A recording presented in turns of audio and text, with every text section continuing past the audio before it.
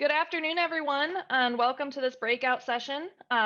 This is the DeLaval DelPro session, so we're glad that you could make it this afternoon. We're going to keep things kind of informal here, so I think we have a little bit smaller group, and our speaker today is hoping to be able to get some questions along the way. We don't have any speakers after this on this channel, so we can within reason, of course, we can go over time a little bit. So if we get some good discussion going and some good questions, we can be flexible in terms of the timing. So I encourage you throughout the afternoon or this session, as you have questions, to just leave those in that chat box, and I'll pass those on to the speakers to the speaker as they come up. So our speaker this afternoon is John Gerbitz. John is a dairy advisor for the DeLaval Farm Management Solutions team. In that role, he provides dairy herd management support for DeLaval dealers in the Midwest. He teaches DelPro herd management software classes for DeLaval employees, customers, and industry partners. He helps customers transition to robotic milking and works with management teams to maximize robotic milking performance. Before coming to DeLaval, John was self-employed as a dairy farmer for 18 years and spent 16 years in the AI industry as a technician, trainer, consultant, and product manager. All right, John, I will turn it over to you. All right, thank you very much. Just a little bit about the title before we get started, a quick guide to feed and performance monitoring in DelPro. And when we say quick, the DelPro material that we cover in the classes I teach, usually we'll spend a day and a half to 2 days talking about nothing but DelPro. And so we're kind of compressing this into an hour.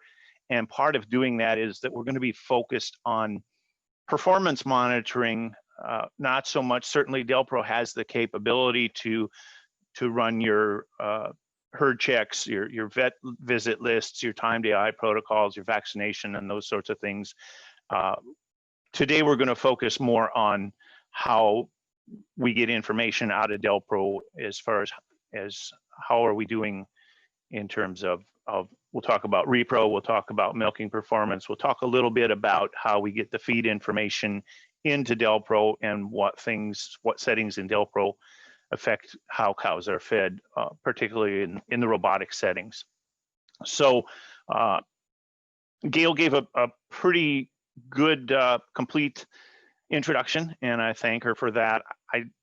Gail and I were talking before we started about access to information regarding DelPro, and this is something that I am fully aware of the challenges and the needs for that. Before coming to DeLaval, I spent 5 years as a repro consultant, and a lot of my time was spent with other programs. And when I got to DelPro, it was a little bit harder for me to find information. And so I want to share that I've had that frustration, and it's really important to me to work with industry partners, and I'll share contact information at the end. We want to be available. We need also to work through our dealer network with problems on specific farms, but with general questions on DelPro, the Farm Management Solutions team is available to you and happy to help you with how to work in DelPro. And so with that, a little bit of a commercial here, but more of a where can you find information? The Farm Management Solutions team that I work with is really there to help customers and our industry partners get the most out of the DeLaval equipment. We're all in this together to make results for the customer. So for those of you who aren't in the Midwest, I work with the Midwest. This is kind of an overview of the team that we work with. The dairy advisory team has really 3 branches. One branch deals with milk quality, another with building planning and design, and then the branch that I work with here in the middle is the advisory team, where Nancy Charlton manages the team, and she and Mark Mimo handle the support needs in Canada. And then in the US, we have Brittany Core working in the East region. I'm in the Midwest, Courtney Claypool is in the Mountain region, and Kate Steensma is in the Western region. And so if you feel that one of those people might be able to help you with a problem you have, I will have my email address posted at the end of the presentation, and if you send an email to me, I can help you get in touch with the people that you need. So with that introduction, I'm going to move along with a bit of an overview of DelPro. And first of all, what is DelPro and what are the different versions and so forth out there? In the top right corner of the screen is a screenshot from AllPro, which is the legacy version. We don't have many of those out there, but I put the picture in there to make sure that if you call me with a question, the first thing I need to know is, are you looking at an AllPro or DelPro? Because the answer is going to depend on what software you're actually using. So we've worked really hard to provide promotional programs to help people upgrade from AllPro to DelPro, but you will still see some of it out there. And so I want you to be aware of that. And primarily today, or completely, I will be focusing on DelPro. The current version of DelPro is version 5.5. And if you're wondering whether your customer is working with the most current version or not, 5.5 is the current version, and then that would be for parlors and the new V300s. You'll also run into some 5.1 and some 5.3. The older generation, the VMS Classic robots, will still have 5.3, and we will soon have an upgrade that will bring everybody to 5.6. So that's in progress. Just a little background about the different things you will see out there, and it's going to help those who are helping you if we know what you're looking at and what can be done. The other thing that we talk about with DelPro is are we looking at a conventional milking or a robotic milking facility? Because the way DelPro is installed is different. So if I buy a license for 5.5, it could be used for either conventional or robotic milking. But once I install it, it is one or the other.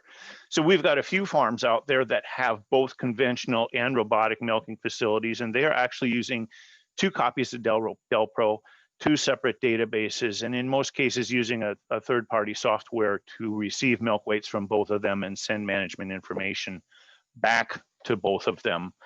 But so that it's clear, on the left side of the screen, that is what a robotic milking monitor board would look like, with the milking queue, the status of the milking status of all the cows in the upper left-hand corner. The parlor version is going to look like in the lower right-hand corner of the screen, where we have the yield information in a line graph on top, and then a bar graph showing the sessions from day to day in the middle of the screen. So with that, I'm going to minimize my presentation here and go into a live copy of DelPro, and we're going to talk through some of the how we navigate in DelPro. So to start with, we've got the monitor board here, and it's going to give us some overview information. To get from place to place, we've got the icons across the top, and each of them, if we highlight over it, shows us where that icon is taking us.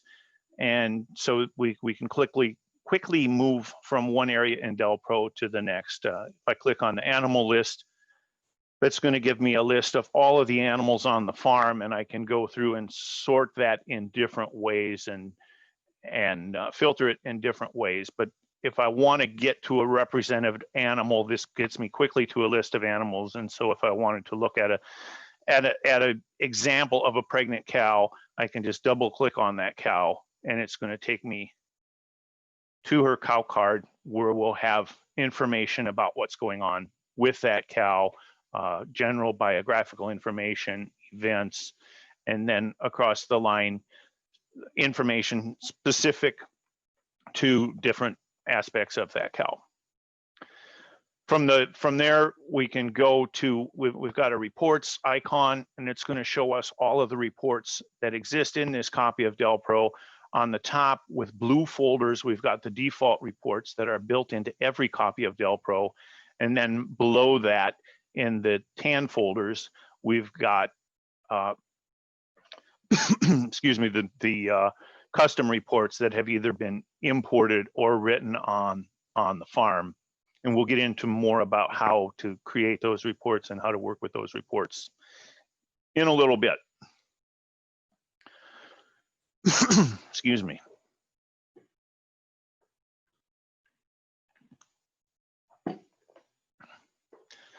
So as I've gotten more tabs open here, you can see that we can move from anything that's open, we can move back and forth from tab to tab quickly just by clicking on the different tabs.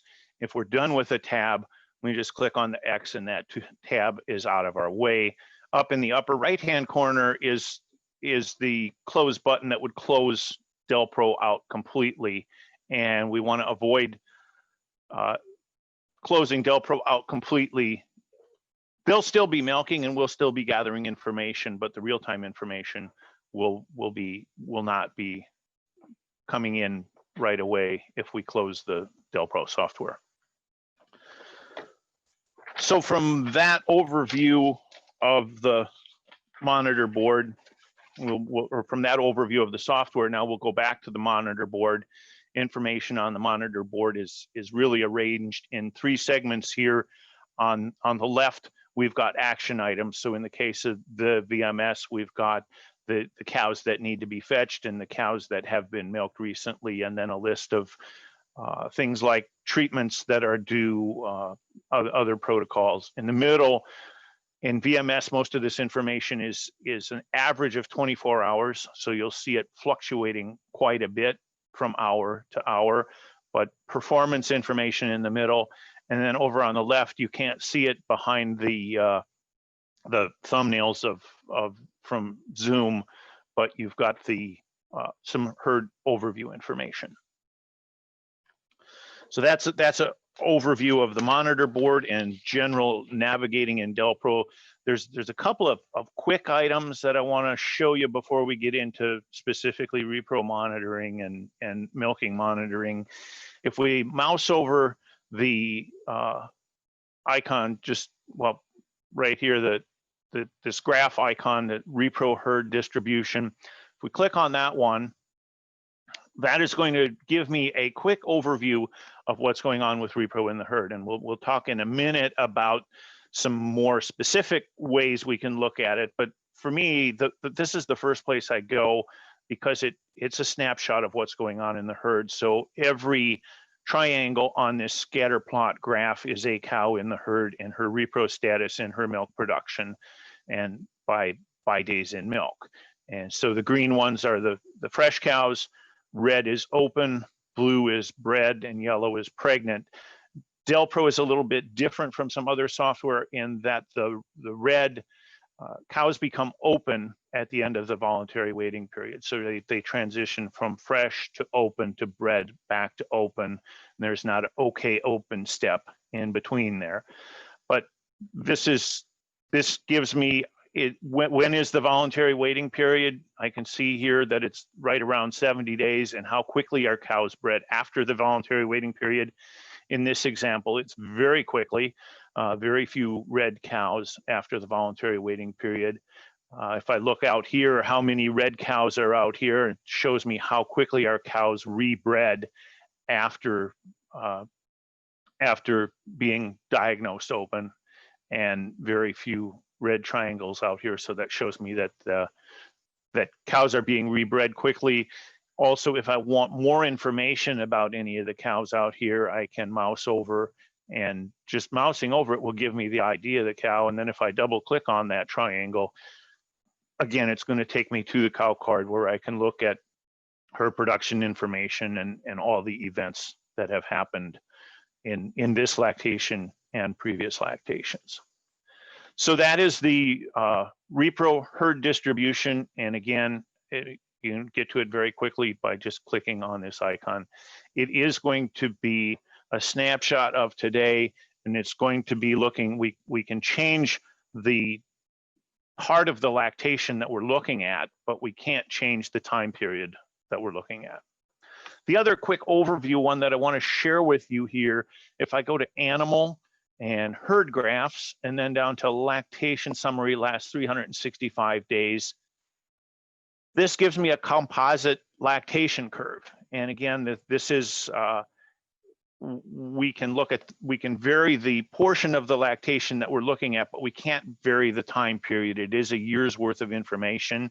And so admittedly, it is kind of a lagging indicator, and it's not unusual that I get to a farm and find that a change that was made in the last month isn't reflected. But again, a quick way to look, if I come and I see that that milk production drops off at 100 days, I know that that's going to send me towards possibly something with milking permissions or feed table changes in a VMS herd or in a conventional milking herd. Is there a pen change or a vaccination?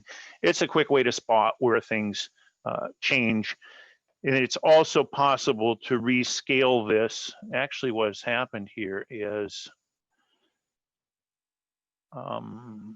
maybe if I minimize this, okay. What I couldn't see and you couldn't see behind the thumbnails there is, this is actually the milking graph. So it is the light blue line is mature cows, the dark blue line is first lactation.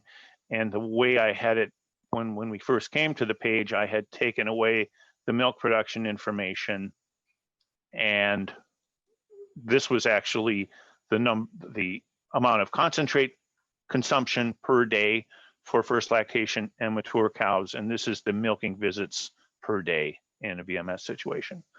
So again, that is the lactation summary graph.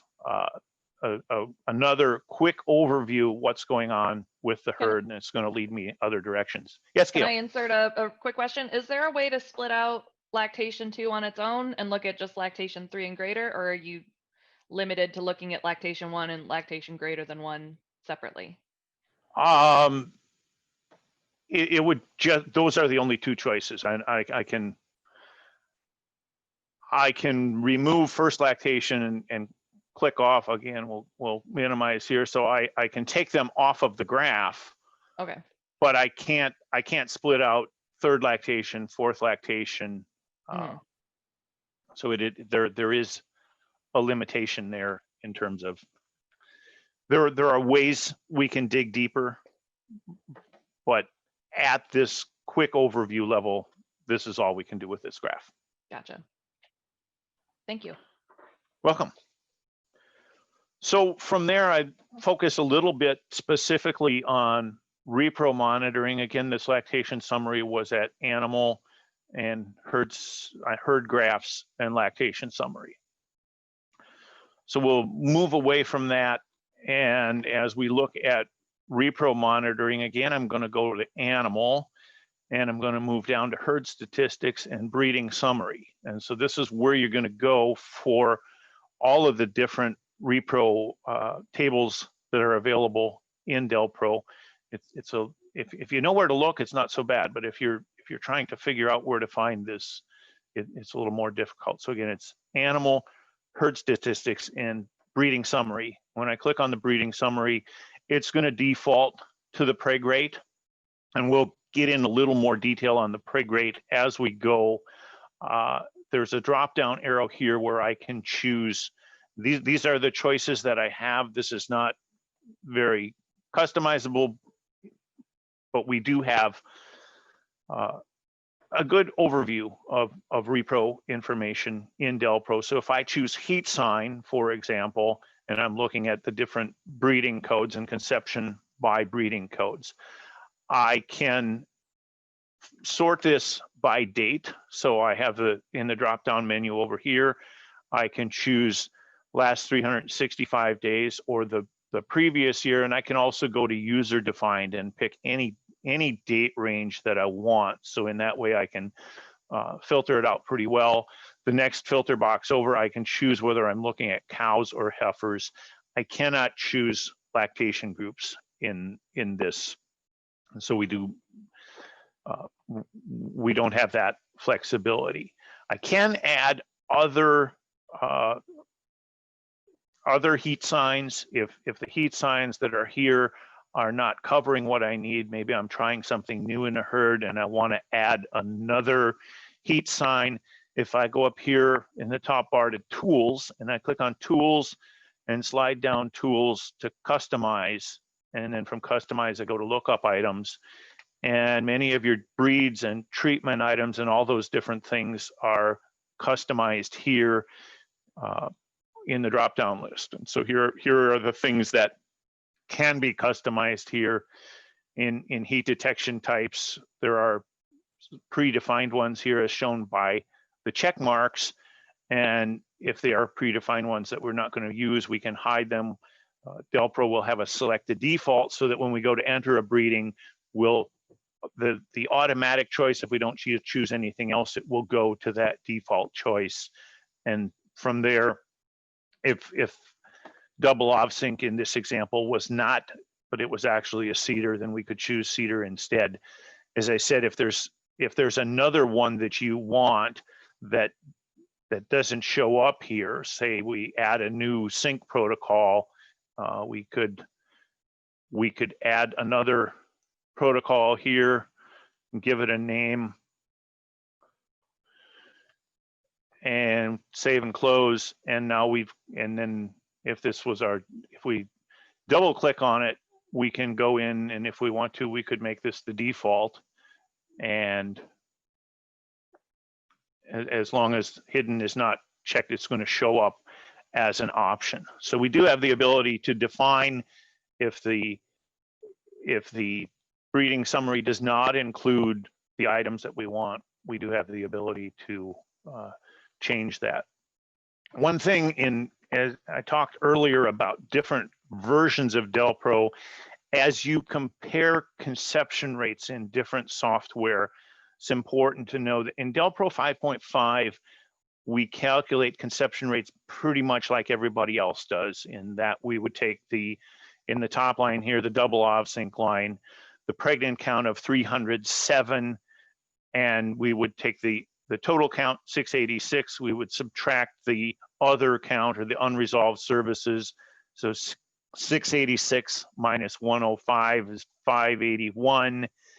And so the conception rate would be the 307 over 581. So that's pretty normal, the way most software does it. I explain that because if it's a version of DelPro before 5.5, so 5.3 or 5.1 would be the ones that you would run into most commonly.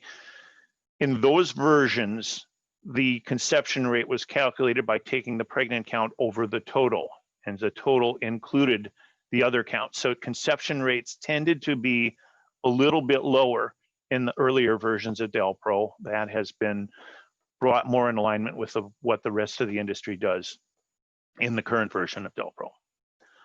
So that takes us through the breeding summary. From there, I'll go back to the preg rate and a few things that are different about preg rate in DelPro. First of all, when we look at the average preg rate in DelPro, when we do this calculation in DelPro, we are taking all of the lines. So 1, 2, 3, 4, 5, 6, 7, 8, 9, 10, 11, 12, 13, 14, 15, 16 lines. It would be the total of those 16 lines divided by 16 would give us the average of 31. And some other management programs calculate the preg rate. They are not including the last two lines, which are primarily unresolved services. So in the case of other management software, the common way to calculate this would be the sum of the top 14 lines divided by 14. So that's going to give you a little bit higher preg rate if you are excluding those unresolved lines. We can get there in DelPro if we go to user define the date, and we set the end date to be the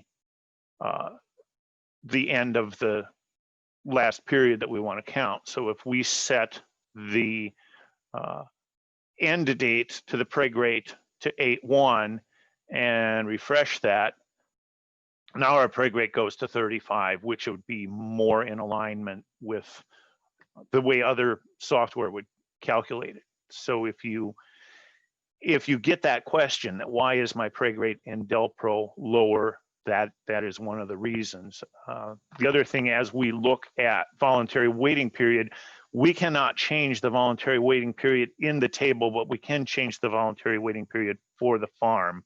So if we go to farm and we go scroll down through farm to farm settings, in farm settings, we'll go to the repro settings tab, and this is where all of the repro parameters are defined. And first insemination cows is Swedish English for voluntary waiting period. And so you can see that this farm, it's been set at 70 days. The default in DelPro, if we didn't make any changes, would be 50. The minimum that DelPro would allow us to use would be 10, and the maximum that DelPro would allow us to use would be 300. So again, this is where we can find out what voluntary waiting period was used in calculating the preg rate, and it's also going to dictate when cows become eligible through the rest of the software. So that's, again, that is farm settings, and then in farm settings going under the repro tab. Back to the preg rate, a couple other little minor details for those who really like to break these things out. As far as abortions, a cow becomes eligible again the interval after she aborts. And then as far as what cows are included, if she was in the herd and we know the outcome, she is included. And so that means that there are going to be cows in the insemination rate that are not included in the preg rate. If she was on the farm in an interval and we can tell whether or not she was bred, then she is included in the insemination rate. She's one of the eligible cows. On the other hand, if she was on the farm during the period and she was bred, but we didn't get the outcome of that breeding, for example, if she was shipped before she was preg checked, then she would not be included in the preg rate. But it is by interval. If she was on the farm in that interval, she is included when we run that report. Any questions so far on the repro monitoring? I don't see any from the audience chat. When you had that drop-down menu where you pulled up the breeding trigger, or you don't call it breeding trigger, yeah. So where it's pregnancy rate. This one here, where the heat sign, yeah. Is there a way to look at conception rate over time, by calendar month, or is it, or? We do not have insemination number would be, so we could take heat sign, for example, and we could break it down that we would be looking at just them. So this is, if we go back to the default last 365 days, if I want to only look at the last quarter, for example, I could user define this and go back to 6/14. There is not a by days in milk is not an option. Insemination number is an option, which gives us a little bit of, but not really a true picture of by days in milk. We do not have by days in milk. And I think I saw, did I see heat interval on there too, or no? Yes, I'm going to get this back to the last 365 days.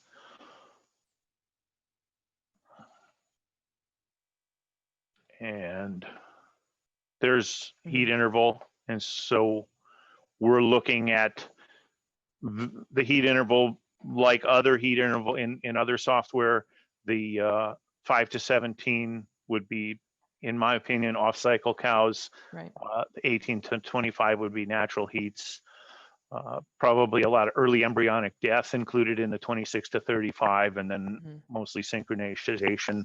That does break out by lactation group. Yeah.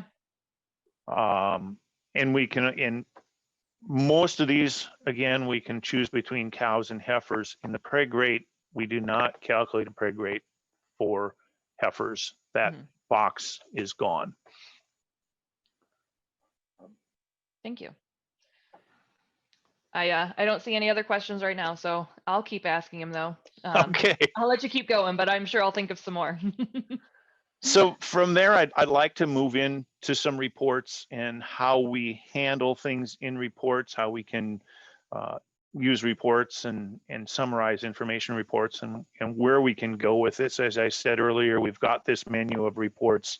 There are also, excuse me, in the monitor board, there are some reports that can be saved in different categories. If a customer has certain reports that they work with regularly, they can find them here. Or we can also mark reports as favorites up here. Click on the yellow star. These are the most commonly used. If we get too many on that favorites, they're not favorites anymore, and it gets hard to find them.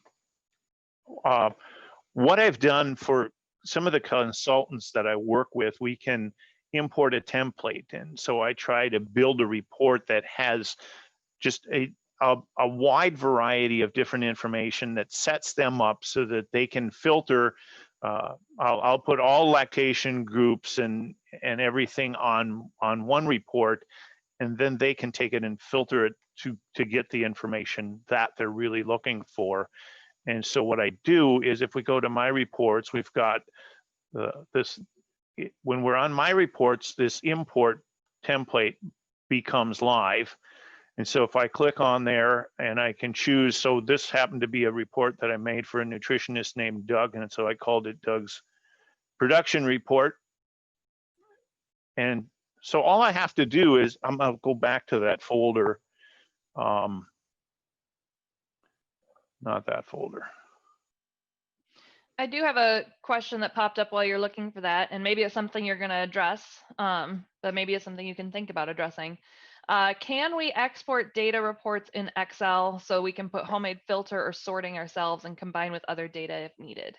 Yes, that is part of what I plan on getting to. Awesome.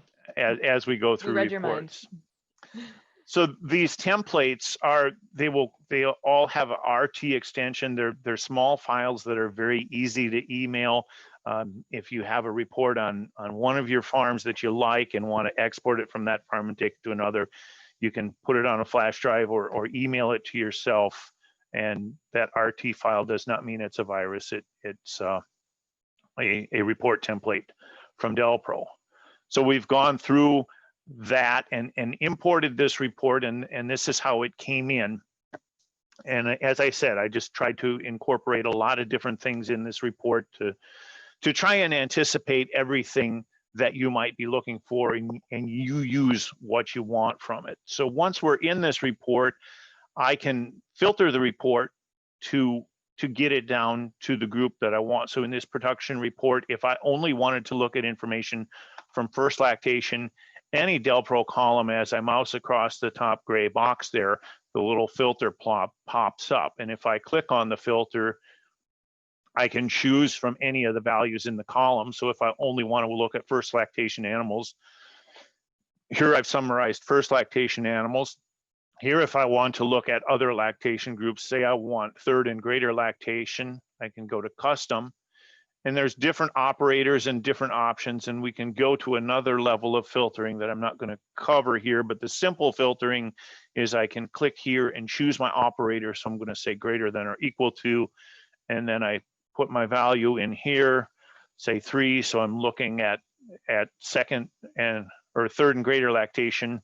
I click OK, and now I've got the information for the old cows in the herd.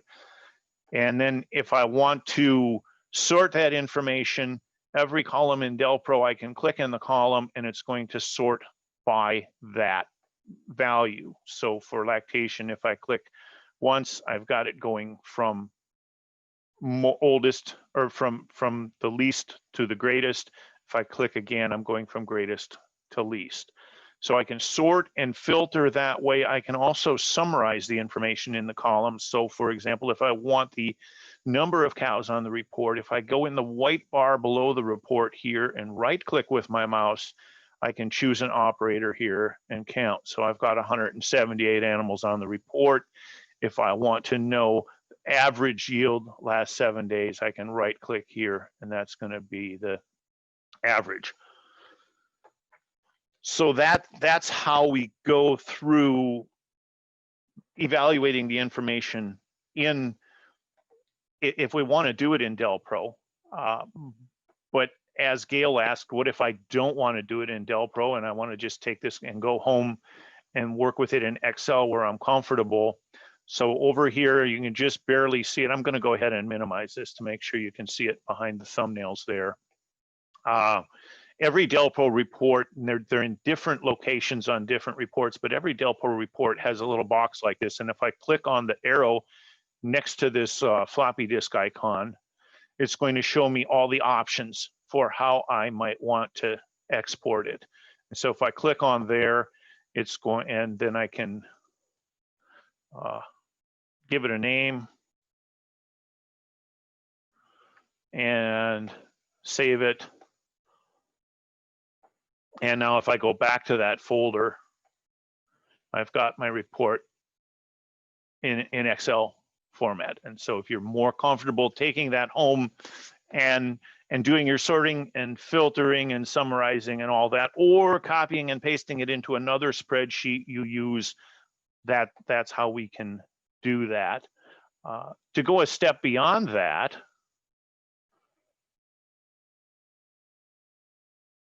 if I go back to DelPro, if I know that I want this report every week, but I don't get to this farm every week, and so I need, so I can automate the saving of this report.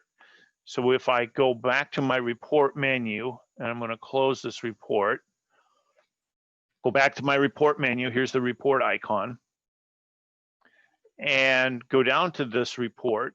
And so if I highlight it and then I right click on it, I've got a menu that comes up, and one of the items on that menu is scheduled printing. And under scheduled printing for the farmer, I could make this report come up. So if it's a health report and he comes to the barn at 5:30, I can make this report print automatically at 5 o'clock. So it's there for him to look at when he gets there. For consultants, I can, rather than print it to a printer, I can export it. And so I can set it to automatically export, and I can choose whatever form I want it to export. I can create any folder on the computer and save it there, or if I have a Dropbox account on the computer, I can automatically send that report to the Dropbox report on the computer, and then the consultant can pick it up at his leisure, her leisure, wherever they use it. It'll continuously be saved there over and over again, and I can set the frequency that sends. So if this is every Monday morning, I want to be able to see how we progressed and what different data has come in, I can set any report that I choose to save to a file at the same time every week, and it's a handy way to chart progress using the reports in DelPro.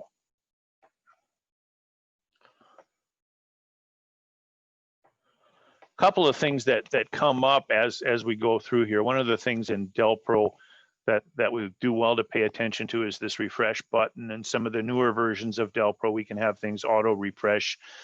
Anytime something doesn't look right, if you added something to a report and it doesn't show up, or columns don't fill with numbers, we can use the refresh button, makes sure that we've got new information.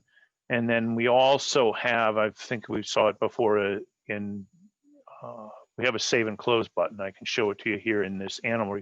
So here, to make sure that anything that I changed in that animal card is saved, I've got the save and close button. Two important buttons to remember as you're navigating through DelPro are the save and close and the refresh.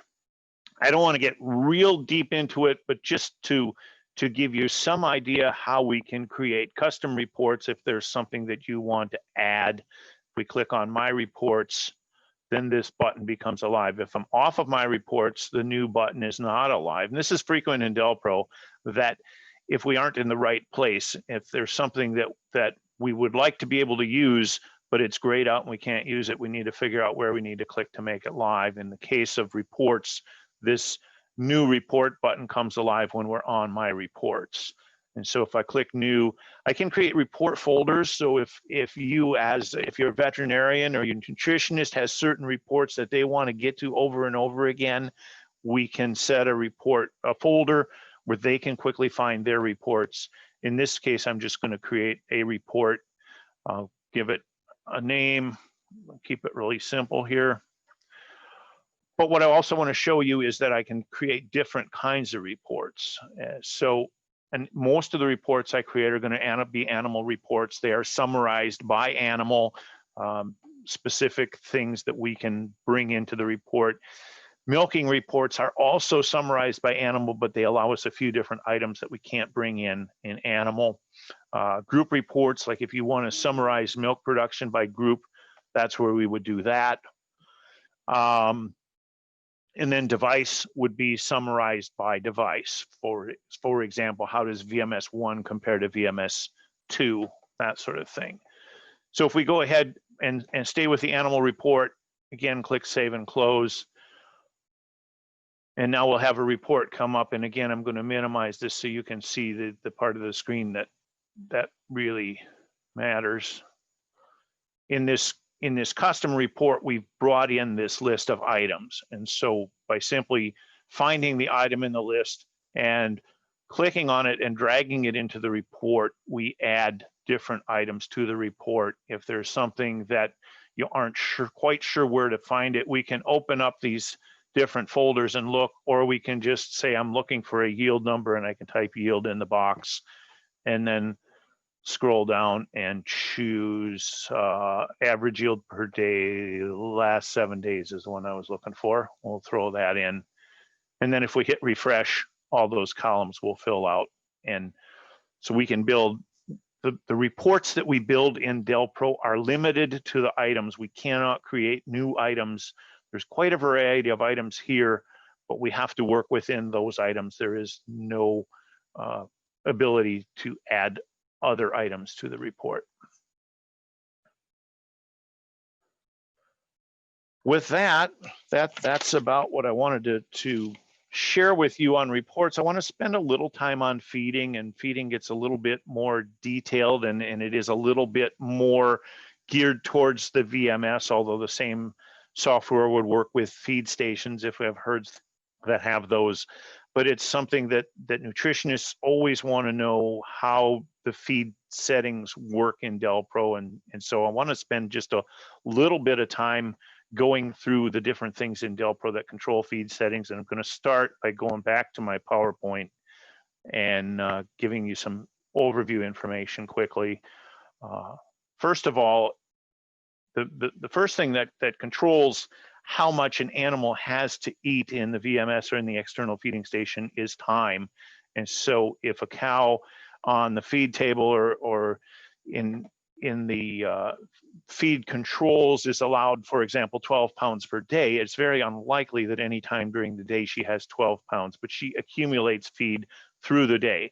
So if the example cow that has 12 pounds per day would accumulate a half a pound per hour. So at 4 in the morning, she would have 2 pounds available. At 8 o'clock, she would have 4 pounds available. If she came in 8, then she would drop back down. And this next slide kind of demonstrates that cow that comes in. And if we assume no carryover, she comes in and she builds up maybe 4 pounds. She eats 3.5 pounds. And so she's got a half pound left. Over time, she builds up again. She eats. And so we're always working back and forth with this building up feed through the day and then giving it up as they eat it. If we come back to day shift, or in VMS, that would be midnight, and she's got, I'm just going to take a guess here and say 2 pounds left, she may or may not be able to carry that 2 pounds into the next day. In DelPro, we can set the amount of carryover. Usually we're going to be somewhere in the range of 30 to 50% that we would allow to carry over to the next day. If we set that carryover at 50%, again, in the example of our 12-pound cow, 50% carryover for a cow that has 12 pounds per day would be 6 pounds. So it's the amount of her total feed that she can carry over, not the amount of her residual feed that she can carry over. So in this case, if the cow's ration is set at 12 pounds, she's carrying over 50%. That means up to 6 pounds. And so the 2 pounds that she has left, she can carry over all of that 2 pounds. That is how we, over time, allocate feed in DelPro. Then the other thing I want to talk about, some terminology. We talk about ration is what we told the feeding station to feed the cow today. Target would be what we need the cow to be fed in the future. So 4 days down the road. Today she's at 6 pounds, and in 4 days, we want her to be at 9 pounds, and we're going to have automatic ration calculation make that jump. The target would be 9. The ration today would be 6. And then, of course, consumption is what she actually did eat, the part of the ration that we said she could have that she actually did eat. And so as we look through that, there's a couple things that you need to understand about how DelPro puts this together. As we're going, say, from 4 to 7, like the example we have here, that 3-pound jump, if we have that, are going half a pound per day to go 3 pounds, that's going to take 6 days.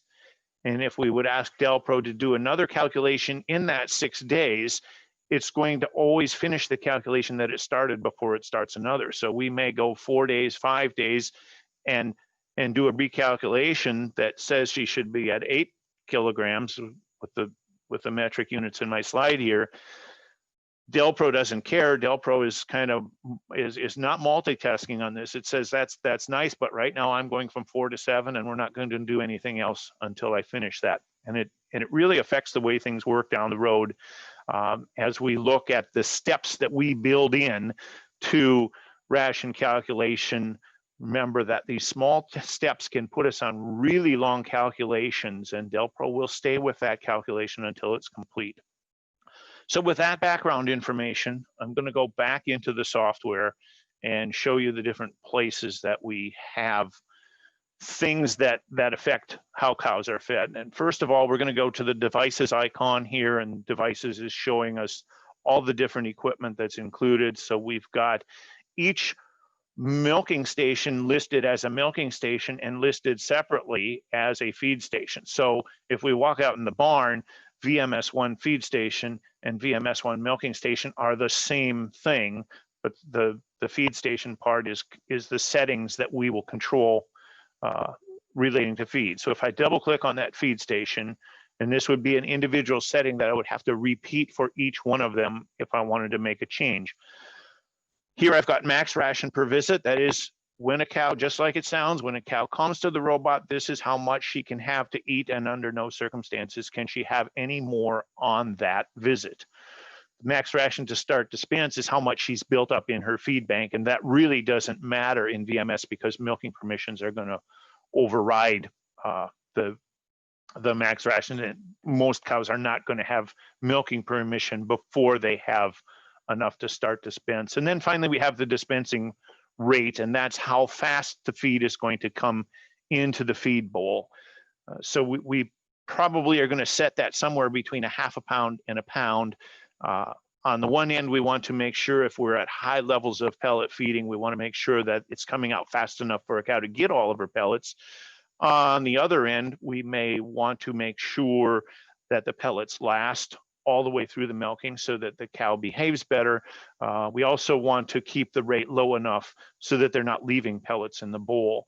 When we measure pellet feeding in DelPro, there is no scale in the robot. So what we're doing is counting how many times the auger turns or how much feed comes out with a turn of the auger. We're weighing that and setting a calibration factor. So we're not really measuring pounds directly, we're measuring turns of the auger, and it's very accurate, especially if you are calibrating as you should. But it is something to recognize that if the auger broke above the VMS room and all the pellets are going on the roof of the VMS room, or if the bin is empty and the auger is turning but no pellets are coming out, it's going to tell us that we fed the cows. But the cows are going to tell us that we didn't. So those are the settings in feed station. Again, that was devices and double clicking to get to the feed station. The next place that we go for settings regarding feed would be under the feed itself. And so we've got different feeds defined. If I choose the VMS pellet, and again, those robot settings would be the total of all feeds. So if I've got 2 different feeds, the max ration per visit would be the total of the 2 feeds. Now, when we go into the VMS pellet as an example, we've got the maximum amount that it's going to allow the cow to be fed in a day. We've got the maximum increase, which is the maximum amount that I would be allowed to put in if I put in a change manually. So for example, if I've got a cow that's at 5 pounds of pellets and I want her to go to 10, a maximum increase of 4.41, DelPro would say, no, you can't do that. You told me you didn't want to go with an increase that large. Next down the line, the increase general will be what will be automatically be calculated. So at 0.4 pounds, that's how much per day ration calculation will increase it. As we're going from 5 pounds to 10 pounds at 0.4 of a pound per day, how many days is that going to take? Decrease is the opposite of increase general. So as we're stepping cows down from 10 pounds to 5 pounds, how big are those steps going to be each day? So that is what we control regarding the feed. From there, we go to the feed tables. And everybody likes to talk about feed tables, but the point I'm trying to make here is that before we ever get to the feed table, there were a lot of other things that were involved. And so we've got two different kinds of feed tables, and I'm just going to show you examples real quickly. My goal is not to teach you how to set up a feed table, but to have you understand what goes into it. So in a days in milk feed table, we're going to specify we want it to go from this stage, from this many days to that many days, and the increase or decrease or held the same based on each day that passes. And so here we're starting out at day 1 at 5.5 pounds of pellets, and we're working our way up to day 14 at 10 pounds of pellets. Right, wrong, or otherwise, that's overview of how the days in milk feed table works. The other one that we'll commonly see is a milk yield feed table. And on the milk yield feed table, it's also defined as starting and ending by a certain number of days in milk, but now it's in that range of days in milk according to the amount of milk produced, determining how much a cow will be fed. So for example, here a 70-pound cow is going to get 11.5 pounds, 120-pound cow is going to get 15 pounds if she's in that range of days in milk and in that pen. So from there, I want to go to feed table assignments, which is what tells DelPro which animals are on which feed tables. And so this is a list of all the different groups of cows and the different feed tables. And if I choose one of them to double click on, it will show me the detail behind it. And so this is how I can tell DelPro what a cow gets. I can assign by stage of lactation, the days in milk. I can assign by what lactation group she falls into and where she's located. And then those are the three things. And then within a milk yield feed table, I will vary the amount that she gets based on her production.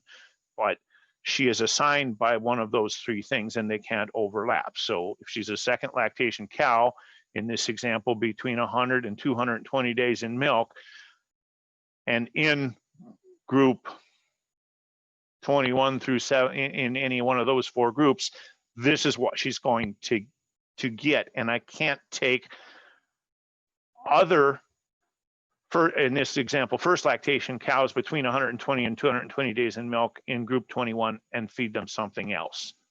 These are the things that will define what she gets. So with that, I just want to sneak back to my PowerPoint for just a second and summarize how we look at feed tables at DeLaval. What we would like to see is a days in milk feed table to bring the cow up on feed quickly after calving and then hold her at a challenge rate of feeding until she's past peak, and after peak that we can move to a milk yield feed table. Our concern is that if we move to a milk yield feed table too quickly and see milk production drops and we need to and the cow loses pellets, then how quickly is she going to come back? Is she going to be able to produce the milk to get back to the level of pellets we intended her to be at? Gail, you have another question? Yeah, we've got a couple questions about feed and robots. Well, robots, I guess I should say. So we have one question, thinking back a little bit to when we were talking about reports. The question is, for VMS herds, what are your first go-to reports that help you get a snapshot of how the herd is doing? Well, that is just a fantastic segue, Gail, because that is exactly Perfect. where I was going next. We've hit that. So we'll go back to the software. Before you move go ahead. on, then we have a question, and I don't know if you have a lot of experience with this, but we do have one question about feeding in robots. Do you have experience with mash feed? Anything about mechanical issues, delivery accuracy, anything along those lines? So I work with a number of herds, and by mash, I'm assuming we mean a ground meal as opposed to a pellet is how I'm understanding that. And there are certainly some risk factors involved. The extra dust makes it more difficult to keep things clean. The consumption rate is going to be slower, and consistency can be a problem. Now, with those three cautions, if we're aware of those cautions, I have some herds that are very successful. I guess what I would really stress on this question is, at startup, let's keep things simple and keep things uniform. And I really encourage that we start out with a pellet so we know where we are and we've been consistent. We know exactly what's going through the robot and how cows are going to respond. Once you've got things on an even keel and you've learned to work with the robots and the cows know what to expect and all those bugs are worked out, I realize it's cheaper for a lot of guys and to buy feed that when buy a pellet feed when you have feed at home, it certainly can work to go to a mash. Thank you. That's, yeah. All right. Is that it? That was it, yeah. Okay, so now my go-to reports when it comes to monitoring what's going on in robots, we're going to get rid of some of these other things quickly. And I'm going to start out with monitor board, and especially since this is a VMS copy of DelPro and I have the monitor board to look at, obviously milk production is going to be number one. From there, I'm going to work my way around the monitor board. Duration per milking is going to tell me, am I going to be able to reach my goal for how much milk I want to get from that robot if the milking duration is too long.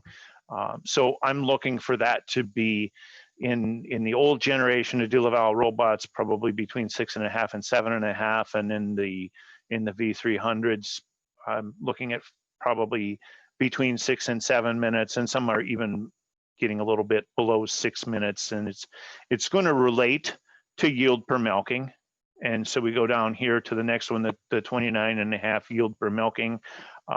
As that gets down below 25, I got to wonder whether it's worth the time that I'm putting in to bring that cow into the robot and prep her. As it gets much over 30, 35, I get concerned because it's going to take longer for the cow to milk out, and also are we maximizing the yield from that cow as the yield per milking goes up and the pressure on the udder builds. On the other side here, I'm going to look at average concentrate consumed. To me, that's a really big picture number, and I've got a report that I'm going to take you to in just a minute that'll allow us to break that out a little more. In general, when I look at that average concentrate consumed, a rule of thumb is I would expect that to be somewhere between 75 and 85% of ration. So if the average ration, and not the maximum ration, not what we're feeding the top cows, but the average ration for the herd, if it's 10, I would expect the consumption to be somewhere between 7.5 and 8.5. And there's outliers from there, but if it's below 75%, I got to wonder what's holding the cows back. And if it's over 85%, that's really not a problem. But on the other hand, are you holding some cows back by not having enough pellets available? Daily milkings per animal, I'm really looking on our high producing herds. I want that to be close to 3. And if your goal is Holsteins at 95 to 105 pounds of milk, you really got to be getting close to 3 milkings, or 3.1, 3.2, at very least 2.8. If you're milking color breeds or crossbreds or more of a low input model, you may get along just fine with 2.5 milkings per animal per day. Then the other one that I'm going to look at on this incomplete board, and particularly as a measure of how well the robots are working, is the incompletes.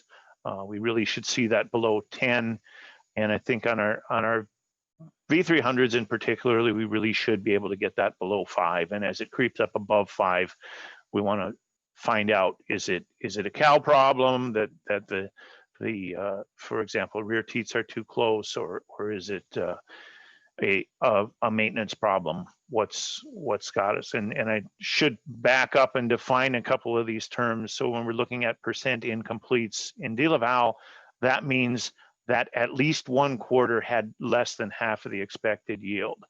And to keep in mind that because one quarter didn't milk out, or because one quarter was kicked off, we can reattach the quarter that was kicked off. And so a kickoff is not necessarily going to be resulting in an incomplete.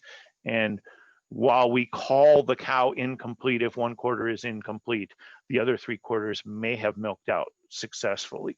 So less than half of the expected yield on at least one quarter is the definition of an incomplete in DeLaval. I also want to back up. I neglected to give the definition of milking duration. And in DeLaval, when we look at milking duration here on the monitor board, we are looking at the time from the time the cow was ID'd in the stall until the last cup comes off. So it does include prep time. It does not include the time that the cow might hang around in the stall after she's done milking to lick out the feed bowl. So those definitions are kind of important as we move from one color of robot to the another, and not that one is right or wrong, but that you understand what we're really measuring with our robots. From there, I'm going to look at just a couple of quick reports. The one that I go to first, and I'll go back to my reports menu, and under feeding, I really like to look at feeds consumption and milk yield yesterday, because this is it's very sensitive in that we're just looking at one day. And so if yesterday was herd check day and bedding day, and we also had a scraper went out and there were people in the barn working on the scraper, and we have to recognize that the day we're looking at may not be representative. But on the other hand, it's very sensitive and very current information. And so if I go through this report, I can summarize it. I've got the ration for the average ration for the herd. I've got the average consumption for the herd. And as I mentioned earlier, I expected, so this herd is eating a little bit more of the ration, a higher percentage of the ration than I would expect. I can look at how many milkings we had yesterday. I can sort it by days in milk and see how days in milk is affecting the number of visits. And I can relate in this visit how many milkings she had as compared to her concentrate intake. So is that what's holding cows back? Because in many cases, that is the most limiting factor in concentrate consumption. Is we have our max per visit set at, I believe on this farm it was 6, which is high, but it's a free flow barn that's looking for lots of intake. But quite often we'll see, why didn't this cow eat more? Well, she only visited once and she was only allowed 6 pounds per visit. She's not going to eat 12 if she's only visiting once a day. And so it really shows you that link between how many times a cow visits and how much she actually eats. And then to be able to sort this out again by days in milk, and looking at, if we scroll up to the top of the column, what are our fresh cows doing in terms of visits and milkings. And so with these 10-day cows in milk, this is a red flag for me. Now maybe that cow is still being milked in the parlor because they discovered a health problem. Certainly cows that are under 20 days in milk and not visiting 3, 4, 5 times a day are a red flag. And we need to be aware of those situations. Is it a transition problem? Is it a training problem? Is it access to the robot? We need to dig deeper to find out what it is. But there's so much information in this report, and it's real-time information. So I mentioned that the average concentrate consumed on the monitor board is a nice number, and you can watch it go up and down. But really, to break this down, and what are my fresh cows eating, and how much is visits a factor in what my fresh cows are eating. That's where so this is my first go-to report. And then the other one that I want to just quickly take a glance at would be, so we can look through all the different feeding reports here. If we go to devices, the device report that I go to is milking system statistics. And that's going to show me how each individual robot is working. It takes a minute for it to get loaded here, but it's going to show me the yield for each robot. It's going to show me how many milkings on that robot and for the period. So right now we're set at 30 days, and we could narrow that down if we wanted to know exactly what's going on yesterday. But how is each individual VMS performing, and how do they compare to each other? So those are the main reports that I start with, and they direct me to other reports as I want to dig deeper and find out more of what's going on. I'm starting here between the lactation curve and then going to the feed consumption, milk yield yesterday, and devices, and that's going to make me curious about other things as I go.